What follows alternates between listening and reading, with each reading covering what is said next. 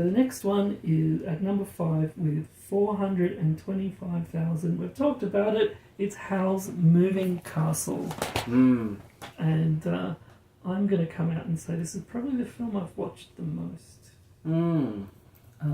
Even though when I first watched it at the cinema, I thought like, oh, this is a bit of a, you're trotting out your greatest hits from Spirited Away. But I've actually grown to love this more than Spirited Away. Maybe partly because obviously in the dubbed version, Lauren Bacall plays the Witch of the Waste, not the West. Right. The Wicked Witch of the Waste. And it also has, speaking of, old wheezy dogs, it has I was thinking, wheeziest. It's a very, very old, very wheezy dog. Wheezy. Which and he's a bit of a double agent because I don't feel like that really gets resolved particularly well. It's just like, you're that dog. Now he's our friend. And I quite like that. I wish I had like a door that you could switch and go to different worlds. I think Howl's Moving Castle is one of those examples when they're making, especially Miyazaki movies, he doesn't really know how he's going to finish the film, and sometimes it gets tied up quite quickly. Whisper of the Heart definitely does that. I'm not going to say what happens, but Howl's Moving Castle definitely, it's like, oh, this pumpkin guy, he's really important, and war's over. I don't know. It's your head spinning by the end. That's right. Like the turnip head guy. Suddenly he's a bit like that. Do you ever watch The Simpsons? Yeah. Do you know who Poochie is? Yes. So Poochie died on his way back to the home planet. It's very kind of tied up like that. Yeah, it is a bit. I haven't read the book because it's a British author. Have you ever read the book? Right. No. Because apparently the castle moves, but doesn't like It's not like hodgepodge the way it is in the movie, which it's like a solid castle. But I mean, I find it hodgepodge quite charming. And the makeshift family, and I like Howl. I think it's. I don't really know what I think of it at the moment, because I mean it was the big one after Spirited Away, so in some ways you're always comparing them a bit, and I don't think it comes off as well in that comparison. No. Something in it just doesn't quite do it for me. Okay. I the pieces are there, but I don't know what it is, but I always find it a little bit overrated. Oh, there you go. For me. Fair enough. Personally. But I guess I like it. Yeah. But I can see it feeling a bit overrated. It's very sort of really leaning into the fantasy in a bit of a tropey way sometimes that I feel a bit like, oh, okay, that's good. It is kind of trotting out the greatest hits. Again, very, very visually appealing, but I don't know. Like I just kind of like her being like a grandma, and now this is someone. She's a good protagonist, I think. She is. Now I'm going to have to look her up too because. The voice actress. The voice actress of the older. What's her name? Of the older woman. Sophie. Sophie. Yes, Sophie. Sophie. Emily. Not Emily Blunt. It was the other Emily that was. But when she gets old, that's actually a Golden Age star. Oh, okay. Not as big as Lauren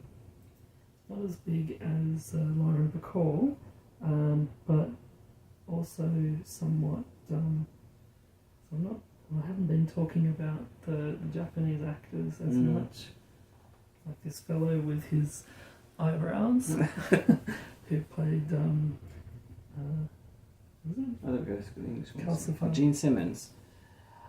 There you go. Wait a minute, and so Gene Simmons. Is that also the guy out of Kiss? It's a different spelling. Yeah. Yes. Sorry. Yeah. Yep. So you're right. It is, but a different spelling. So several other differences. Is she a relative of yours? Gene Simmons. No. No relation. if you've watched my one on Roman Holiday, she was originally, before Audrey Hepburn, she was supposed to be the princess in Roman Holiday, but Howard Hughes wouldn't let her out of her contract. But anyway, she got to be in Howl's Moving Castle as Grandma Sophie. So yeah, and obviously you've got Lauren Bacall. Emily Mortimer, that's who it is. There you go. And what's her face? What's her face? So Blythe Danner. Yes, that's right. So she's in it. So there's a quite a bunch of names. Like so Christian Bale is Howl, which I think is a good choice. Obviously in the Japanese one it's Kim Taku, who was in you've got that face of Kim Taku is kind of, if you've lived in Japan for any length of time, he is pushed down your throat a bit, and especially now with everything that's coming out about Johnny's. But he's one of them, is he? He was. Look at his face there. Kim. Oh, him. Yeah. Oh, okay. He's his nickname. Yeah, Takuya Kimura. Okay.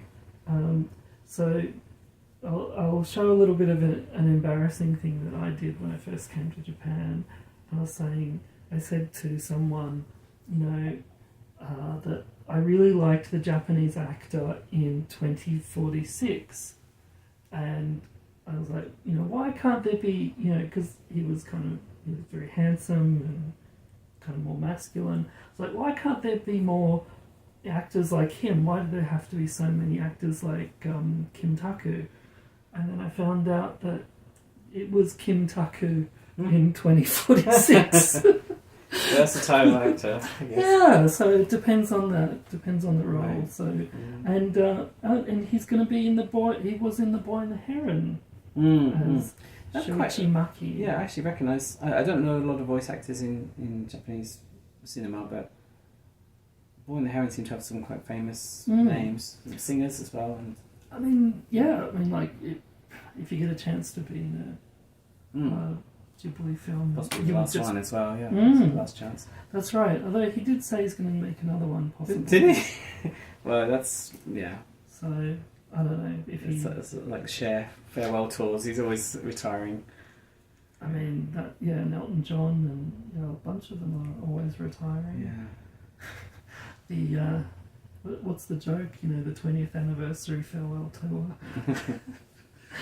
But I don't know. I should have seen Cher when she was on her last farewell tour.